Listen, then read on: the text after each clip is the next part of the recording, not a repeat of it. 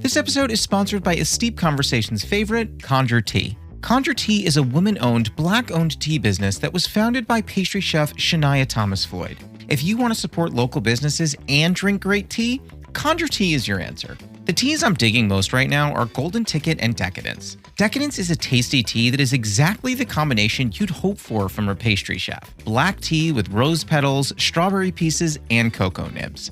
If that's not your bag, you've got to try Golden Ticket, a turmeric-based tea that helps with joint stiffness and inflammation. I was never on the turmeric train before, but let's just say my joints aren't getting any younger, and this is a tasty fix for that problem. The company has been kind enough to give 15% off your first online order to all Steep Conversations listeners by using code STEEP15 on conjuretea.com. That's promo code STEEP15 to get 15% off your first order at conjuretea.com.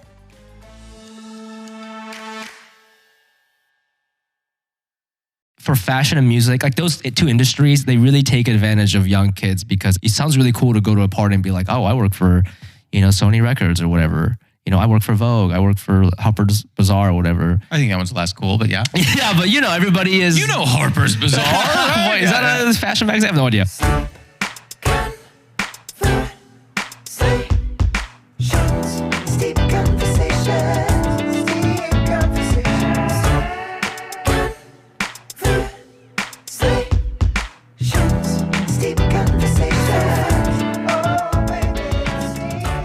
A pie craving every day. Really? Yeah. Every day? Well, not every day, but like most days. I love pie. It's my favorite dessert. Did your mom bake you pie all the time? That's an interesting craving to have. No. Because people don't really eat pie that often. But why? Because it's not accessible. Like nobody goes out for pie. I wish they did. Let me tell you something. I'm 100% honest. If you texted me anytime, you have my number. If you texted me and said, hey, you want to go get pie? There's nothing. There's nothing I could be doing. I'd say no. I feel like people should do more dessert-based dates. That's what I'm thinking. I used to do that. I think it's great. I used to do that when You go for pie? Yeah. Well, no. Oh, I wish. Anyone who's listening, take this date idea. I used to say, do you want to go meet up at Salt and Straw in Larchmont, go grab a scoop of ice cream, and then go take a walk around Larchmont? Oh, that's sweet. It was a lovely first date. Sweet. Yeah. See, I think, how old are you? Are you allowed to say? No, I don't mind. I'm 36. Yeah, I don't mind. Okay, see, you know how it is. Like, I feel like dessert becomes sort of this, you love it, but it's like a double-edged sword as you get older. Because like, I can't really be eating ice cream like that and walk around with a cute girl, because it's dairy. Like, it's going to fuck me up. If I eat ice cream, that is the end of the day. Can I say something? I eat ice cream, I go home. That's the end of the story. If there was a movie about my life, I eat ice cream, it ends. That's how the movie ends? Yeah. Yeah, someone's like, I'm really liking this movie. And then all of a sudden someone's like, no, Fumi ate ice cream. It's over. The movie's done. Dude, I think that's just what it is, That's why I think dessert is hard as you get older, Before I forget, I do want to say, so for this episode, I was so excited. You asked for Oolong tea. I love Oolong. Yes. We are drinking. It is from a company called Kucha. They are based in Boulder. Shout out to them if you're a fan. Have you tried yours yet? Yeah, I've been drinking it. It's amazing. It's really great. It is the Da Hong Pao Rock Oolong. For those that are steeping at home, just know this one's a little different. It is recommended to rinse it. Do a very brief rinse. Do you rinse before you usually drink Oolong? Rinse what? The tea? Rinse the tea, yeah. It's a tea rinse. Like under the sink? You would boil water and you don't need to boil a lot. And you just pour it over for about 30 seconds over your leaves. Pour that water out. It helps open up the leaves. And it also, hypothetically, back in the day, people thought it also was a good way to get off pesticide. But it also opens leaves. So you would do... I've never done that. You don't have to. I would recommend a rinsing just for this particular thing. Okay. The other piece of the puzzle is a lot of times you will read that an Oolong steeps at 185. This particular Oolong, you're actually going to want to steep it at boiling for 2 minutes. Wow. Yeah. Yeah, I'm surprised no one chose Oolong. I feel like people don't know what it is. I agree. And they're scared because it's like a foreign word. But it tastes so good. I know, and I have a problem with that. I have a problem with your guests who have not chosen Oolong. I would be like, if there was a tea I hadn't heard of, I'd Google it and check it out or something. Yeah, why not? You know what I mean? I offer all kinds of tea, but I have everything. So pu'er tea if they want that. I have matcha if they want that. But a lot of people they're like, just a herbal tea or... Yeah, herbal tea is bullshit, by the way. It's not real tea. It's not. What is that even? It's it's too colorful. The flavors are too strong. It's very punchy. Oolong is the way to go. I mean, I grew up in Japan, so we drank a lot of Oolong. tea all the time. So confused. So you grew up in Japan, but you also grew up in Ohio. But Yeah. it seems like your home in your heart is New York. Well, so I was born in Japan, and when I was 7, I moved to Singapore for 1 year, and then I don't remember anything. So don't ask me to Singapore. I don't remember anything. You don't remember Singaporean chili crab? You don't remember eating that? I don't remember anything. I didn't even go to the local school. I went to like an all Japanese school because we knew we were moving back. So I went to like an international. Your dad's Japanese like, school. don't put roots down. We're leaving. Yeah. So then I moved back to Japan, and when I was 8, I moved to Ohio. I was there from 8 to 18, and then I moved to New York, and I was there from 8 to 31, and then when I was 31, I moved to LA. Okay, so when you go from Japan, I'm not even going to say Japan / Singapore. When you go from Japan to Ohio, do you think we started from the bottom, now we're here? Or did you think, how the hell did we end up in Ohio? Well, I'm so young. I'm 8, so I think 8-year-olds are just kind of like thinking about like Pokemon and like girls they have crushes on. So like I didn't care. Actually, in fact, when I moved here, there was so much land in Ohio. We had like a backyard, which like no one in Japan has a backyard because it's like a small country, So like unless you're like rich or live on a farm, nobody has this kind of space. So, from my perspective, I was like, oh, this is kind of cool. And like when you're that young, you don't really think about the fact that you go to school every day and you have no idea what anyone's saying. Like it doesn't like bother you for some reason. It's pretty magical. I think it's because your brain hasn't developed and you're so open-minded. And you're just trying to like communicate to like play basketball with your friends and stuff. So like, and they're also receptive. They don't really care that you don't speak English either. They're not making fun of you.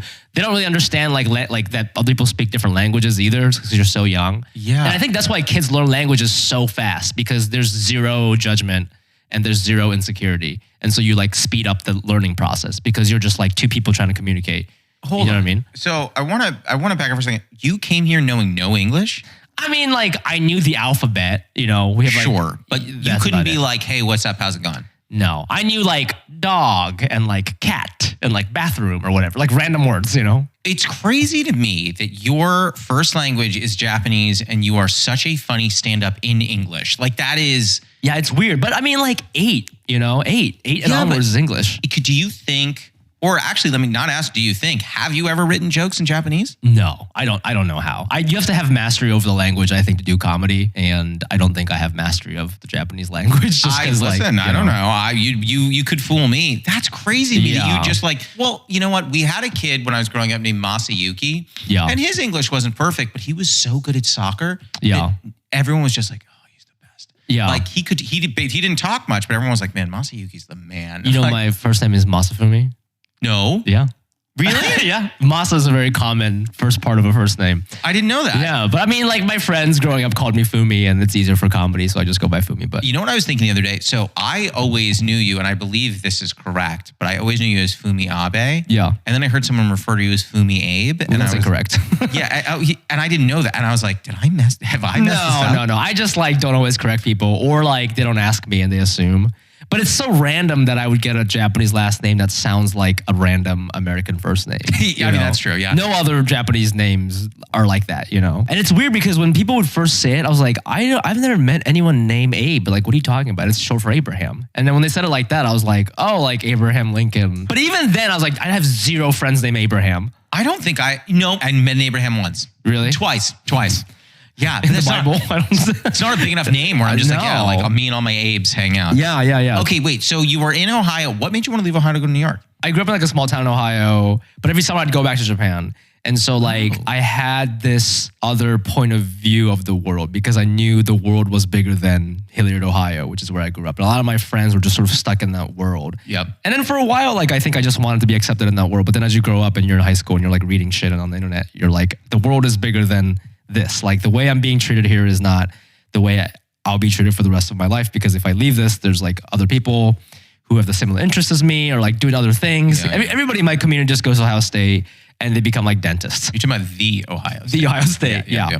So I knew I wanted to leave, but no, it's so crazy. Like I went to one of those high schools where like my valedictorian, she got like a perfect on her SAT. She went to Ohio Northern University. Well, I don't even know what that is. No one leaves. Like no one leaves because no one wants to leave Ohio, Interesting. No one went to like Harvard or anything like that. I think there was maybe like a financial aspect to it. Maybe they couldn't afford it. Sure. Nobody had the ambition, And I think when I turned about 17 or 18, I could identify that. And I was like, this is cool, but this isn't my life, So I just wanted to go outside of the state. And I had a good friend who was a year above me who went to NYU, and I didn't even know what NYU was, and I was like, okay, cool. So I like looked into it. I didn't apply to that many schools. I think I just wanted to go to New York. You know, You were just like, okay, anything there? Is there NYU? There's Columbia, New School, whatever. yeah. Well, I knew I couldn't do Ivy because my grades were shit. So I was like, let me just go to shit like Ivy standard shit, you know. But like, yeah, I just wanted to get out. I think it was good. The thing I know most about like NYU specifically is like a lot of people go through Hammer Cats. I know like that's like a big. I don't do comedy at NYU at all. You do comedy in college at all? No, I didn't even know what it was. Like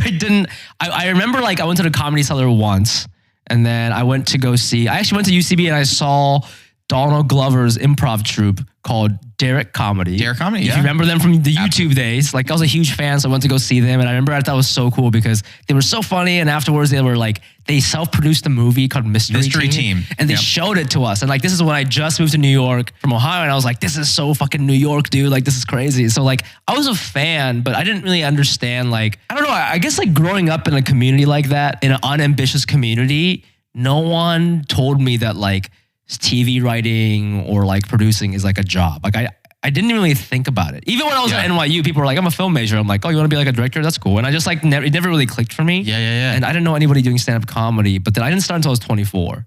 But I think it all kind of started because I was like in New York and I like saw it in the city or whatever. But yeah, I was doing, like I was studying music business in college. Hold on. So random. So that's where I thought I was going to go, is music business. Yeah. I was interning in Atlantic Records. Oh, in New York? Yeah. Oh, no way. Is that part of Sony or no? No, it was under Warner. Oh, gotcha. It was under, if you ever heard the name Lior Cohen, that was the guy that kind of ran the show over there. And under him, I reported to a woman named Leslie Dweck, who thought it was hilarious to make all of her passwords really inappropriate. So that way, if I had to like call, for example, the cable company, I did, because I was helping her. Yeah. She's like, can you call and like cancel or like change my cable plan? I'm like, sure.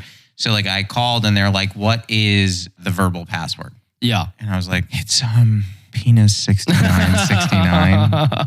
And the person's like, are you sure? I'm like, sorry, penis 6969 420. And they're like, and they're like, that's right. That's correct. Yeah. I feel like, so I played like music all my life. And then I like didn't have the confidence to be like, oh, I could do this professionally. So I was like, well, maybe I want to work like around it. And then, so that was my logic for going into music business. But I'm sure, as you know, when you start interning and stuff, you kind of realize it's not that cool because you're not doing the music. And then also like you realize like around senior year, you're like looking for jobs and you get these offers and you're like, $35,000. Like, what are you talking about? I got a $35,000 offer to do mobile marketing for Sony. And it was the worst offer I could even imagine. I didn't take it. I didn't either. Like, I was like, I'd rather just, I remember my plan was, because that offer was so low, I was like, I'd rather work at the Apple store and look for another job than do this. You know, because it would give me more time. So that's, I interviewed at the Apple store and I got a job at the Apple store. I didn't take it. I was going to say, were you a genius? No. I was going to take it. Then I got like another job at an advertising agency for like a little bit more money. So I just took that. But like for fashion and music, like those two industries, they really take advantage of young kids because it sounds really cool to go to a party and be like, oh, I work for, you know, Sony Records or whatever. You know, I work for Vogue. I work for Harper's Bazaar or whatever. I think that one's less cool, but yeah. Yeah, but you know, everybody is... You know Harper's Bazaar. Right? Is that a fashion magazine? I have no idea. Yeah, I don't know. I have no idea. But they really take advantage of young kids because in exchange for being able to say that, they pay you like $27,000. If that. Yeah, so that's what I think around when I was like 22, before I graduated, I was like, I don't want to do this anymore. So I interned and then I've never worked in music after that. Yeah, I kind of like dilly-dallied around in music, but I never really worked in there. Like I got paid under the table a little bit, but I never really worked there. It was also like really sad. Like no one in there was happy. Yeah. You really see like people kind of get in their heads about their positions and like, yeah, a lot of my bosses were like pretty shitty people. Correct. And I'm like, why? Your industry is dying. Like, why are you treating me this way? You know? They're like, if people are gonna stream, I'm gonna stream my anger on you. Yeah. It's kind of like, I just remember thinking like, well, there must be a more like worker-friendly environment. Like, I don't want to get treated like shit and get paid like shit. You know, like that's you. If you pay me well, you could treat me like shit. Exactly. If you pay me more money, then yeah, you can call me a racial slur. I don't give a shit. You know, but like, I wonder how much money someone would have to pay me for if someone's like, hey, can I call you like a lot of really insensitive things? I'm like, well, I guess like I don't know how much it would take. Honestly, pie every day, I might be like, yeah, go ahead. Yeah. Like, when you do your performance review and you ask for a raise, you're like, well, you can call me this word now. Yeah, that is what I said. I was like, yeah, you can start verbally and emotionally abusing me. I'm looking for about 10% on top of what I had before. No, I definitely had. Listen, this is a really sad story. I had a boss once that was so mean. I once came in and I was like, I wasn't really feeling it. And she's like, you're usually more talkative. What's going on? And I was like, oh, this is just a bit of a hard day for me. This is my father's birthday and he passed away a couple of years ago. And she just does this. She goes, yeah. Well, people die and still work that has to be done. Damn. And I was like, what? It's that toxic like New York hustle culture, But you know what? That was in LA. Oh, it was in LA? Yeah, God. I won't name her, but people die. People die, but work still has to be done. But you're an intern. No, I had a job at that point. This is a real job. This is a real job. Okay, got it. This is a big boy job. And even though I felt like a little boy in that moment, I was like, that's my dad. And she's like, I don't care. I'm like, that's fair. You can be my new father. And then, God. Then she raised me. She adopted you. Yeah, she adopted me. And I think she was only maybe 3-4 years older than me. But yeah, she became my dad. Wow. Yeah. I'm glad I don't work in the music industry. It's changed so much since then. But I wouldn't go near the music industry anymore. I don't think I'd ever want to work on the business side of a creative endeavor.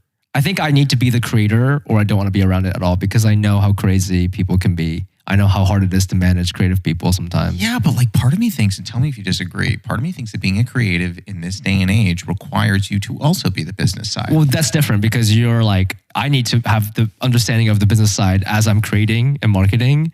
But like, I don't think that I want to be like just a manager. No. That's what I'm talking about, just on the industry side. Like, I don't ever want to work for like WME or something, God. That sounds awful. So I want to take us to our first segment. Our first segment is called the Newly Friend Game. Okay.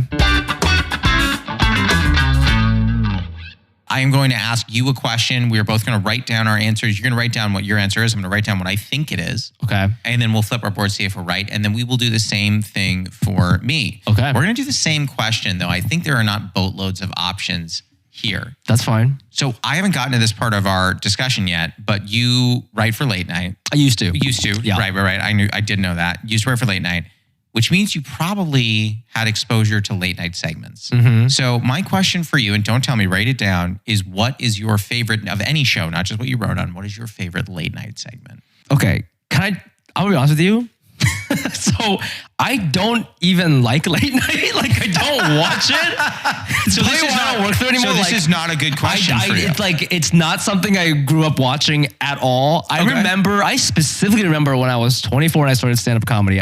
I remember a part on Sherla was in the New York scene. I remember she had just gotten hired to write for Fallon or Seth Meyers or something, and people were like kind of like, "Oh, a partner's like leveling up. That's awesome." Yeah. And I remember thinking like, I'll never work in late night because that's not my kind of humor. And like, I'm not good at that shit. I'll never. And then fast forward like 8 years later, working for a late night show. I was going to say, you are 100%. And I'm like, I learned how to do it and stuff. But like, I really, like some people love the concept of a late night comedy show. And they're like, I've been watching Conan since I was a kid. I was just, none of that shit interests me. I don't even really watch SNL. You don't watch SNL? No, because I think that's a very like American thing. And like my parents didn't watch it either. If you listen to monologue jokes and stuff, they're not written for like you and I. They're written for like soccer moms in the Midwest. Everything is written for the Midwest. It just didn't really speak to me. And so like I remember as a kid, like the first comedy thing that I fell in love with was the Chappelle Show because he would do a lot of jokes that like covering topics that I cared about. Okay. And I thought was funny. So like I was more into that shit. And then like obviously I got into like The Office and all that stuff. Like, and I never ever watched talk. Like I knew who like Jay Leno was, but I couldn't tell you like any segments that he had done. Letterman, no idea.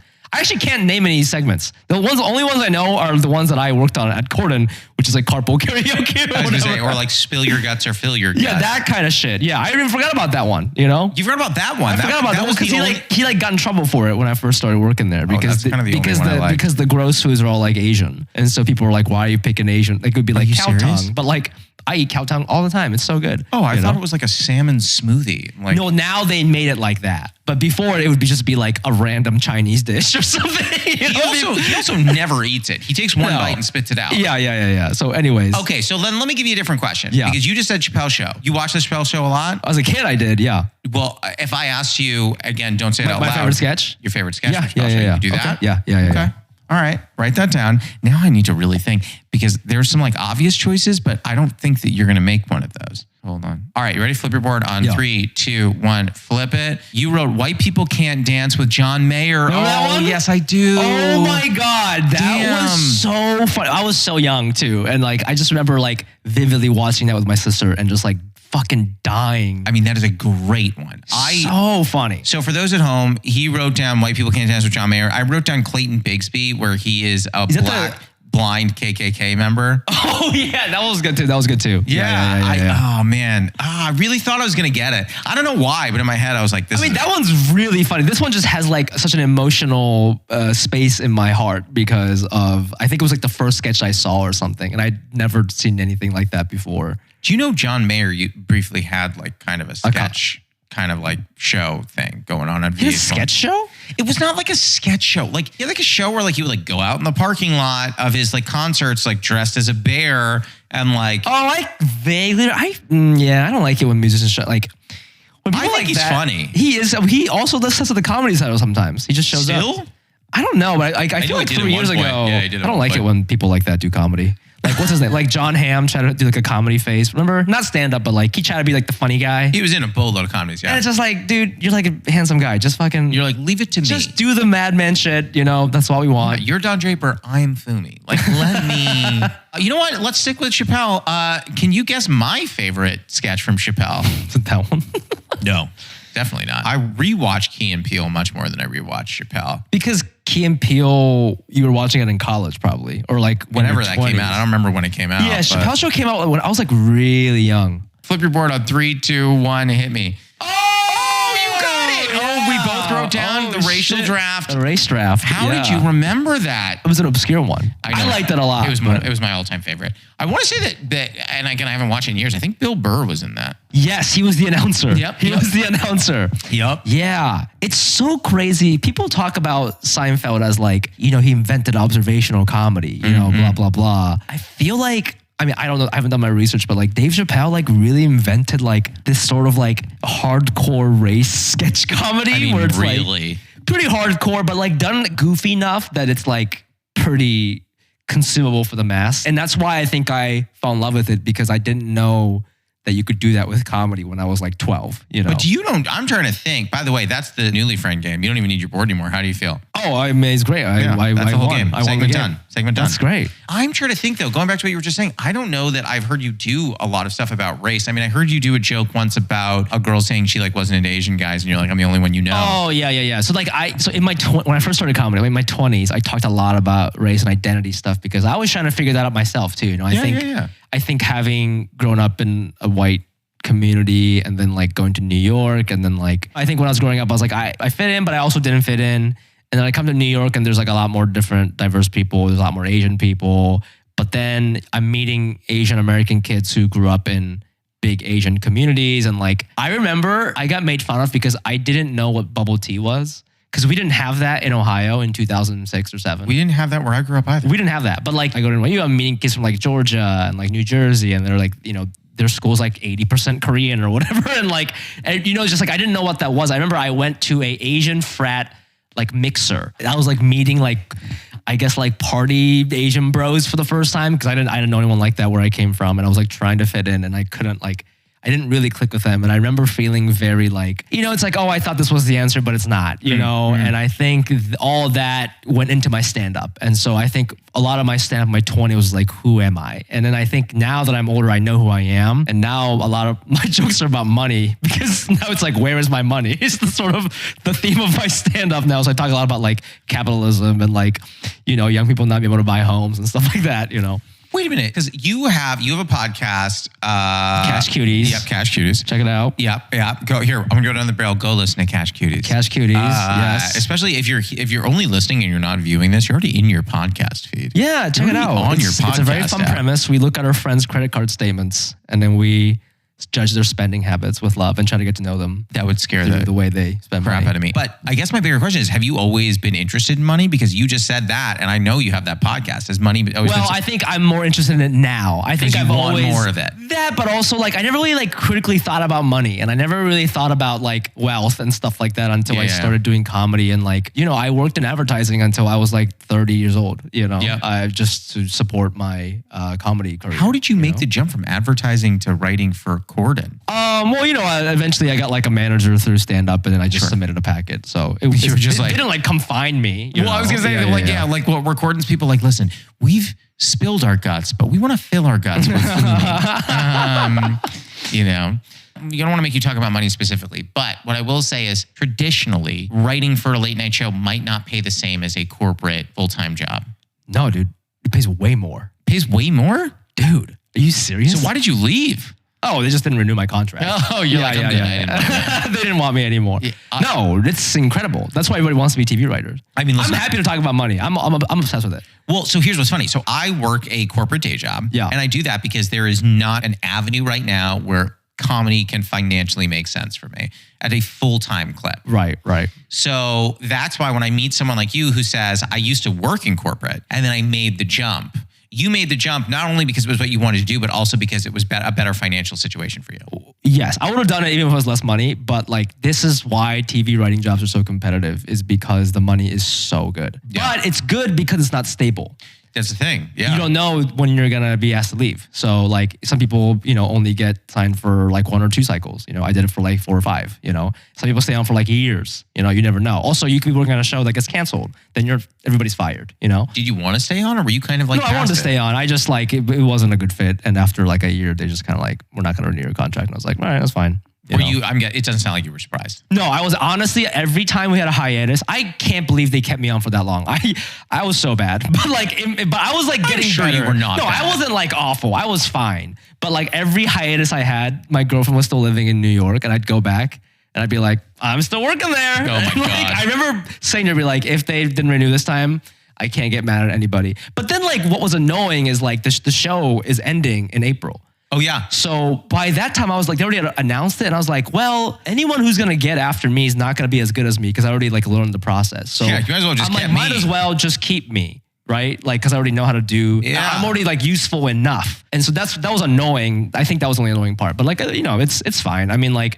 I think I like went through a little emo phase about it. Because it's weird, you know, I was always like, I know I said I had shitty grades earlier, but like, you know, I'm like an all A student, you know, I think like, yeah, I pride myself in my work. I've literally never gotten fired in my life. That's not like a thing that happens. You know, like every person I've worked for has been like, obviously like getting the interview and stuff is difficult, but like once I'm like working for you, like I'm very useful. And I really like took pride in that. And then like, it was difficult in like a comedy writing situation to be like, oh, you just like didn't get enough ideas and so sorry. But like, it happens a lot. And so then it's like, and I'm talking to the other writers, like, oh yeah, like I got fired from my last job too, you know? So it's like, it's just something you have to get used to because not every show is going to be a good fit for you. And that was a hard pill to swallow because I'm like, no. Like I always do a great job, you know? I used to operate in the world being like, you know, like I'm a great worker, I'm this, but like I can't be A+ in it every time. It's just not how the world works, you know? So I think stand-up has taught me to just fucking like chill and look at things holistically and, you know, just kind of be more zen about it. I try to do that. Maybe I need to call you next time.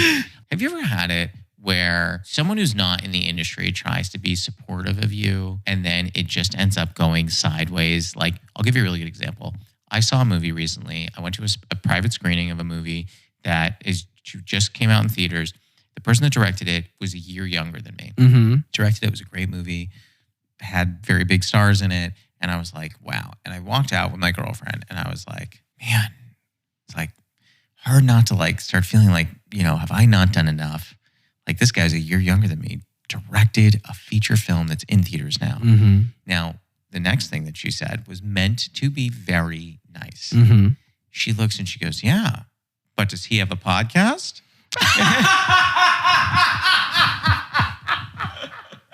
Oh my God. I was like, end my life right now. I mean, like, yeah, I try not to like listen to regular people's feedback about stuff that's not gonna help me. You know, it's hard to take criticism with your stand-up. I don't know. I don't like it. I like to think that I know what I did wrong. You know. I don't always. I'll go to my grave about some jokes. I have a joke that like never does well, but in my heart, I'm like, this is funny. And if y'all don't see that, it's on you, which is nonsense. But it's important to have jokes. Every comedian has jokes like that, you know? I mean, I stopped doing them, but it's important to have that. Yeah, I don't do it anymore, but I do think that it's a hilarious premise that I will go to the grave thinking it's a riot. You know, and then one day, you know, Jesse David Fox will have me on Good One and he'll be like, do you have a joke that never works, but you think it's amazing? Is it the premise of that podcast? That's one of his like ending questions. Oh, I see. Yeah. And I'll just be like, yeah, I do. I have 1,000, but this is one. All of them actually. This is one of them. It's about billboards. Yeah. No, but I have that. But yeah, no, I don't often necessarily take it. I don't know if advice is the word, criticism, I suppose, from other people. Like, I am from a family that my sister's pretty good about it. My mother she leads with criticism. Wow. But she's never seen me do stand-up. Yeah. I feel like they should teach kids how to take and give criticism in school. Sure. I feel because the first time you get criticized, you feel so raw.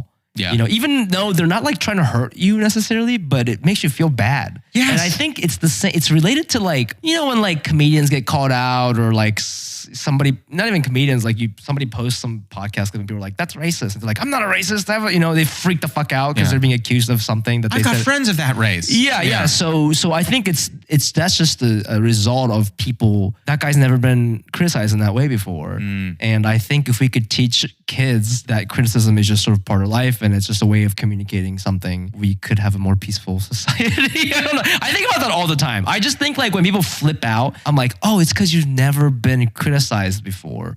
Or like in that way. And you're only hearing what you want to hear. Like you think they're coming after you. They're just saying like they didn't like that thing that you did, but they're not saying they fucking hate you. No. You know, but they interpret it like that and then they make it into a bigger thing. Yeah, like if your girlfriend were like, Fumi, there are things you could do better in the bedroom, I think you'd be like, yeah, like that makes sense. I'm not going to take that personally. I'm not a racist. Yeah. What? I've had some criticism. I did a one-man show when I was in Chicago and I did not love some of the stuff reviews, that was written about it. Yeah. I the review, I think I got 2.5 out of 4 stars from the Chicago Tribune, and they were just That's good they came though. Yeah. If they had said something nicer, I would have been jazzed about it. Is 2.5 bad?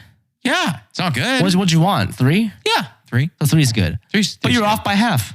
Yeah, but that half feels big. You know how it's like they're selling something for $9.99, you know it's $10. Yeah. 2.5 feels like it's just a 2 with some shine on it. But you know, I think with stuff like that, was it the first one-man show you ever did? Yeah. It can only go up, you know, like it's okay. I mean, it wasn't a great show. I'll openly admit it was not a great show. Okay, then 2.5 sounds fine. But like her criticisms, I was just like, that's not that part. I don't like this. I don't think criticism, I don't know if this is true or not, but I think criticism only helps if it's from someone you trust and admire. If you write a pilot or put out any content, I don't think I need criticism from every single person in the world. No. Right? I only want it from specific people and you have to be careful of that. So I don't care if you work for the Chicago Tribune. Like if I don't know you or know your work, like your opinion means nothing to me.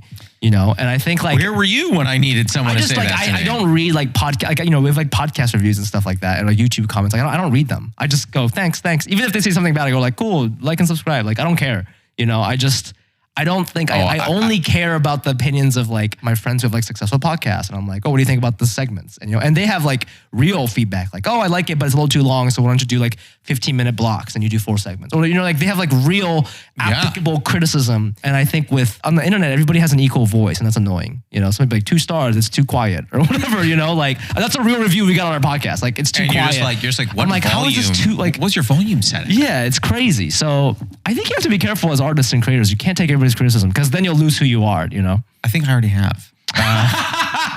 Speaking of segments, so we do get our second segment. It's called Teach Me Something. Okay. It could take 10 seconds. It could take 10 minutes, preferably not 10 minutes because I don't have the attention span for that. Yeah. But a lot of people that I love and trust say I have a lot to learn. So I try and use this segment to do that. If you could teach me anything, what would you teach me? I don't know why. When you pitched this segment to me earlier, I wanted to teach you how to do a VLOOKUP for some reason. Okay, that is... I'm going to be honest. Number one, I know exactly what you're talking about, but I don't know how to do a VLOOKUP. But I don't think you have a laptop in which to show me a VLOOKUP. No, I can't do it. Do you use VLOOKUPs a lot? What do you do for work? I'm in sales. Do you use Excel a lot or Google Sheets? No, not really, no. Okay, I was like, I did like analyst stuff for a long time. So like I'm pretty you were fast living with in the Excel. VLOOKUP. I love Excel shit. I love Excel. I mean, if you can describe it without I just did my taxes. I love doing my taxes every year. It's terrible. I love organizing everything. How do you do it? Because I use a budgeting app. So every time I use my credit card, it gets logged into this app. And then so at the end of the year, I export it and then I categorize it myself and then I make a pivot table. And then like I do the whole thing. And then so my accountant can look at like every category and how much like I'm trying to expense or write off or whatever. And then if he has questions, he can like double click it and it like shows you everything that I've categorized under that name or whatever. And he could be like, oh, you actually can't write this off or whatever it is, you know. Do you use a separate credit card specifically for comedy? I have a business account. Okay. But, you know, I do it for my personal account too. I love organization shit. What is, I mean, you don't have to say the app out loud because they're not paying you, but this app is worth using? I use Mint, but but I'm not saying it's better than the other one. It's just the one I used starting 2012. So I have like historical data of how I've been spending since I was 22 years old. I just don't want to give Mint that data. I don't care because it helps me do taxes. You know what I mean? Like I'm in the middle of doing my taxes right now, and it's yeah, been a how's it nightmare. going for you? I'm calculating mileage and driving and all this other crap. Oh yeah, I should probably keep track of my mileage, but I don't do that. What can I teach you? Yeah, teach me something fun. I can teach you like a weird Japanese word. Please, I'm interested. So I don't think a lot of people know this. A lot of Japanese words, like obviously we have our own language, but like a lot of Japanese words. So if there's a word that doesn't exist in the Japanese language or something that was not invented in the country of Japan, we have 3 alphabets. One's phonetic. Second one is the same thing as the first one, but every letter looks different and it's used for foreign stuff. So for example, ice cream is not a product from Japan. That's a European product or whatever. Sure, yeah. So that was something that was introduced to Japanese culture whenever. So we don't have a word for ice cream. So we just say ice cream. And then when you say that, you use the second alphabet because second alphabet sort of implies that it's a foreign object. Interesting. Or a foreign concept or something. Okay. Yeah. And then the third alphabet is like the Chinese characters. So like if you wrote your name in Japanese, you would use the second alphabet. But I would use the third one because I have like my name means something. You know what I mean? Okay, got it. I see what you're saying. Like my parents gave me a specific Chinese character for my name. Oh. Right. So it doesn't necessarily say, that character doesn't necessarily imply Fumi. It implies a meaning that Fumi has. You can read it as Fumi, but there's like different ways to spell Fumi, you know, but they chose a specific way. So it's important for me to use the third alphabet. But for you, if you're just writing like John or whatever, you just use, you know, the second alphabet. Interesting. Yeah. What is it too personal to ask what your name means according to the... So Masa is elegance. Oh, that's nice. Yeah. And Fumi, I don't know what Fumi means. It's like, maybe it means history or something. You don't have the second half of the meaning? Oh, it's just like Fumi's like a really common second part of a name. I thought you said Masa was a common first part. So you're pretty much John Smith in Japan. Yeah, my name's pretty common. No, that's not true. Parts of my name are common, I guess. Is Josh common? No, Josh is not common. You wouldn't find a Japanese guy named Josh? But I guess what I'm saying is like I can't use the Chinese characters to spell Josh. Because, I mean, I could, but then it would be called like forced kanji, which is like I'm basing it off a sound and there's no meaning to it. You know what I mean? So then if someone wrote my name phonetically, I don't get a character that has a particular meaning in my name. Exactly. That's sad. It is sad, isn't it? It's not fair. Yeah. I would like a character. Some people will like, for funsies, pick a character that sounds like that name because they like the meaning of it and like sort of give themselves a Japanese. That's like when someone's like, yeah, my friends call me, you know, the truck stop. And you're like, they don't call you that. Yeah. It's like, no, like call me that. And you're like, he's creating. Yeah. So, okay. So there's I didn't really start thinking about this until I like recently, but there's funny like translations of Japanese words. For example, like, I don't know why it's called this. Somebody can look it up. The word for outlet in Japan. So we don't have a word for outlet. We use the European word or the English word and it's consento, which I think is the English word for consent. That's what it sounds like. Isn't that weird? So you're consenting putting it in? Yeah. Isn't that fucking weird? I don't love that. I don't love that either. Can I tell you, that might be the dirtiest teach me something, even though it's not dirty. But like, I've never heard anyone really talk about it, you know? But we have like weird ones. Like if your tire goes flat, we say your tire got punked. But it's short for punctured. Oh. Yeah, not like punk rock. No, I was thinking Ashton Kutcher. It's actually not punked. Yeah. Ashton Kutcher. I'll put a nail in your tire. You just got punked. Yeah. So I thought the Japanese culture predominantly revolves around Ashton Kutcher. Is that not right? It used to be until the 80s. Okay, got it. No, that makes sense. That makes sense. That was, it's very more ancient Japanese culture was exclusively Kutcher based. Around like the Meiji era is when Ashton Kutcher was really powerful. Huge there. Yeah. Big. I think about him a lot. It is weird though. I was like, I don't have cable, and I was in a hotel room for comedy recently, which means it was like a really nice hotel room, just like excellent stuff, just top of the line. And by that I mean it was so sad that I turned on the TV and everything was sticky in there, and I was just like trying to like find something to watch. And reruns of Punk'd were on TV. Dude, that shit gets problematic sometimes, man. I watched it. Did you like it? No. That's no ill will against Ashton. I mean, like, I think that like that was of the time, but I just, it just didn't really, I don't like ill-spirited, mean-spirited stuff. I think the 2000s was mean. It is. There's a lot of comedy based on mean things. Jackass is very mean to each other. Mean to each other, yeah. There's like a little bit of bullying aspect also in Punk'd. I think that would not be tolerated today. The Punk'd episode I saw, which for better or worse was the one that was on TV, had Justin Timberlake in it. And they were like, yeah, your accountant evaded taxes. We're seizing everything you love. And then they like took a guitar and he thought it was his. It was not. They took a guitar and just started breaking it. And he was freaking out. Yeah. Well, he was really sad. And I was like, this is sad. Well, the emotional, like even when you get punked, the emotional damage is done.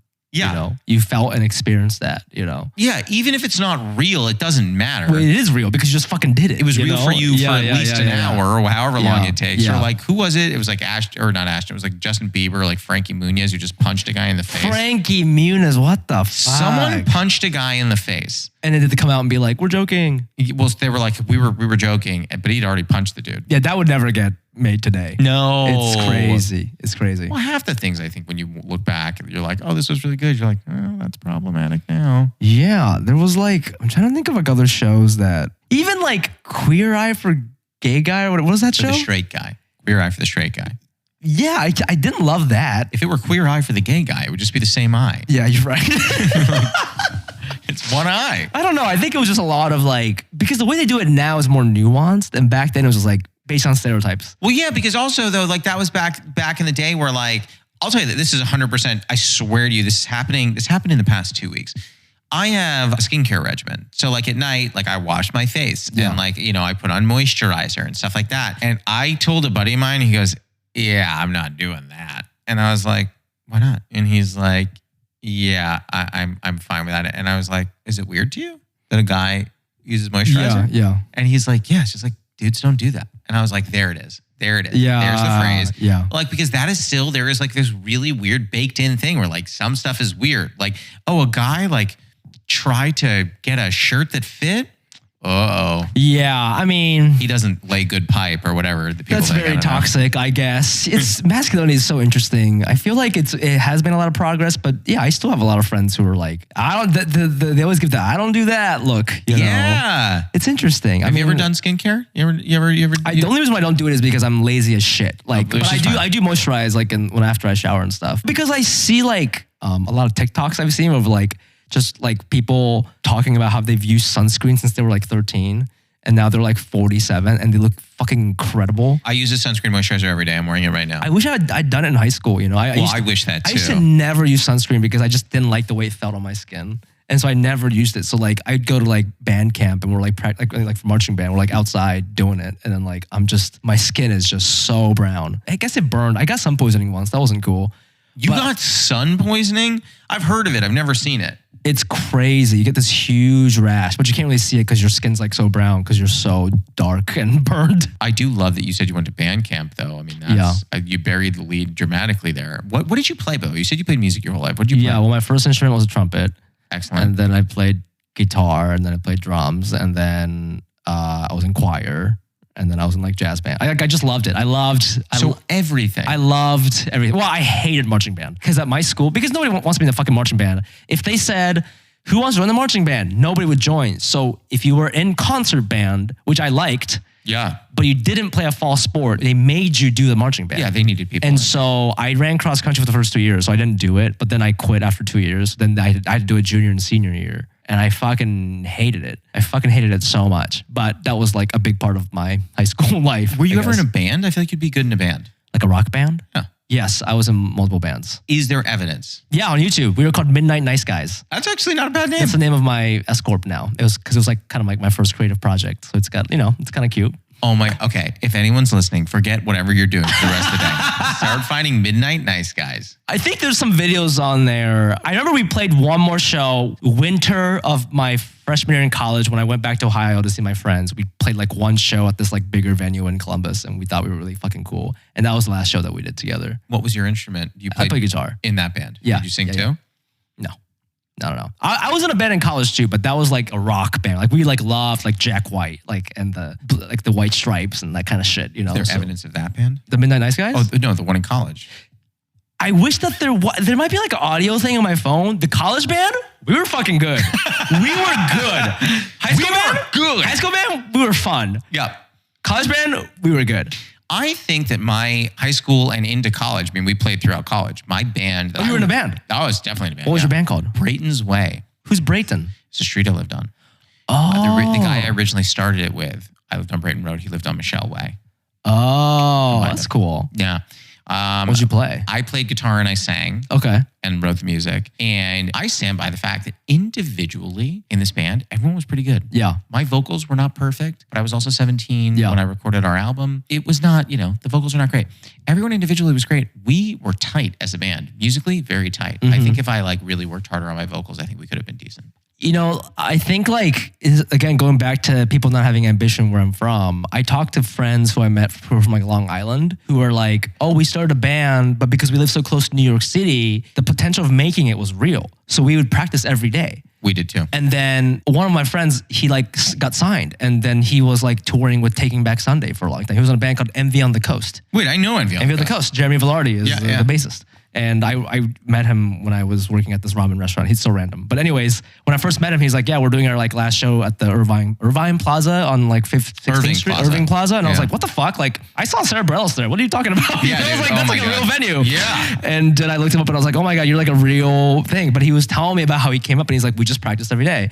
But in Ohio, my band, we loved playing, but we practiced once a week. Because it's there's nothing. We just practiced all the time. And I think that's the thing is if there were other bands in my community that were really good that are practicing every day, we would be like, oh yeah, let's be like them. Kind of like comedy. That's why people go to New York is because we're doing 3 open mics a night when you first start and you go, oh, this is what I need to do to get good.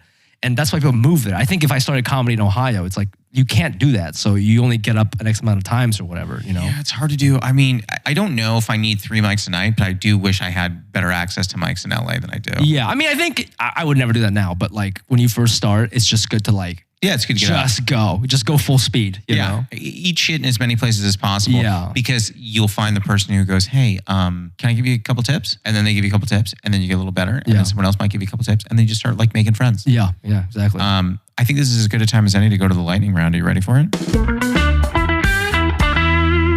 It is fast questions. It doesn't have to be fast answers. You can go as short or as long as you want. I put it on an index card because I want you to feel like you're back on Corden. And then I'll talk like this and I'll do a Corden, whatever. I don't know. I do a better British than I just did. And I wish I didn't just do that. It's okay. We could take it again, Yeah. All right. I'm going to do your 5. These are 5 questions. They could be fast answers, but they don't have to be. I'm nervous. It's okay. It sounds worse, but go ahead. Yeah, no, it does sound worse. All right. Let's just jump right in. First question. What is a favorite ritual of yours? So mine is brewing tea. What would be one of yours? I go hiking every morning. Every morning? I've started to since a month or 2 ago. Is it good? It's great. I didn't go today because it was raining. And the other day I went hiking and it was hailing and it was terrible. But I go to Runyon. You did the thing 2 days ago. Yeah. It was wild. Yeah. Hiking. Yes. Just for health reasons. I love it. Yeah. I'm into it. Do you go with your girlfriend or you go alone? No, I go alone. It's me time. Ooh, it's me in the podcast. I was about to say. Yeah. Listen to Steve Conversations on there, right? What? Yeah. All right. Question 2. Do you have a running bit with a friend or partner that makes you laugh? This is so stupid, but my girlfriend and I were watching some YouTube video of Bruce Lee teaching people how to do the 1-inch punch. You know what the 1-inch punch is? No. It's when he just does if this is your torso, he just goes like this and he goes, And then this guy goes flying backwards. Oh, Lord. So we like to do the 1-inch punch to each other sometimes for no reason. Do you actually play it where the one person will just fly backwards? No, it's like a threat. Like if I say something stupid, she'll do like the 1-inch punch to my chest or something like that, you know? That's a great answer. Yeah. Number 3, can you do an impression of one or both of your parents? And it doesn't have to be a good impression. The worse, the better. Okay, this is one of my dad. Because he was never around. Okay. I don't know what he sounds like. Yeah, is that a street bit or is that for? Do you actually feel that way? No, I mean I know him, but like he literally he doesn't talk ever, and so he's just always so silent. And you're just like, this is my father. Yeah, this is just him being silent. Yeah. Oh, okay, lovely. Yeah. Question 4: have you ever had imposter syndrome? And if so, is there a particular moment that really sticks in your brain? Oh, 100%. I mean, I think like day one at this TV writing job at Corden. Really? Yes. You're so funny. I find that so. No, but like it's not about funny. It's about can you write these jokes / products for the show. And so like monologue jokes and stuff. I remember we have to write like 30 or 40 in like 90 minutes or less. And I remember like I couldn't write that fast. Everyone was writing so fucking fast. But then, you know, it's cool. By the end, by the time when I left, I could do that, you know. But the first day, just because I don't do monologue jokes like that, like it's not like something I do that often, you know. I didn't want to tell people who are just listening, not viewing, but he has index cards in front of him and he's just been cycling through them doing monologue jokes this whole interview. No, I get that. I mean, that's hard. That's a different writing. Yeah, so that was really tough. And also like pitching ideas and for like guests and having this realization that a lot of late night, everything is puns. It's all puns. Is it? So like Keith Urban is coming. Somebody would pitch a sketch called Keith Suburban. You know, like it's just all puns. And yeah, sure, it's funny. But then like you keep seeing pitches based on puns and you're like, is this what this is? Like, is everything just puns? And it's kind of like, yeah, it is. Everything stems from a pun. And that's when I was like, oh, fuck. Like, I don't know if this is my vibe, dude. Like, you know. Mean you didn't want to do a segment with Emma Stone called Emma Stonewalling while you ask her as many questions as you can? Yeah, it's all like, I mean, one could argue that's like comedy or like American style comedy. So interesting. Yeah. Final question. What is your favorite tea? I love a good genmaicha. Have you had that? It's my favorite tea of all time. It's great. It's fantastic. It's my favorite tea of all time, and I have 4 different versions of genmaicha. Yeah, but I drink it a lot, which is why I didn't request it today. Literally anytime I'm feeling sad, I make it. Okay, great. Well, I'm glad you make one today. That's great. How do you feel? That's the whole thing. You feel great. Good? Yeah, thanks for having me. Yes. Please go listen to Cash Cuties. Yes, listen to Cash Cuties wherever you get your podcasts. We're also on YouTube. And follow me on all the socials at the Fumi Abe. That's THEFUMIABE. Could you not get Fumi Abe without the, or you just wanted the? Somebody had Fumi Abe. Who? Because I told you this Fumi is like a John. There's a bunch of Fumis. And Abe is also like a Smith. So my Instagram handle is at Masafumi Abe. Oh, okay. Yeah. You wouldn't know that. Yeah. But thank you, my man. I appreciate it. Thanks for having me. That was Fumi Abe. You can follow him on Instagram, TikTok, Twitter, and YouTube at the Fumi Abe. Steve Conversations is produced and edited by Lucas Marshka. Our theme song and additional music are by Oliver Hymack. Our cover art was done by Neil Fraser with photography by Matt Mazisco. Social media by Dia Villegas. Please write a review and rate our podcast on Apple Podcasts and wherever else you can. You can send any questions, comments, newly friend game suggestions, or tea suggestions to steepcombos@gmail.com or tweet us at steepconvos. I'm Josh Lanzette, and you can follow me on Instagram, TikTok, Twitter, YouTube, and Facebook at Josh Lanzette. We'll be back next week, so until then, happy steeping.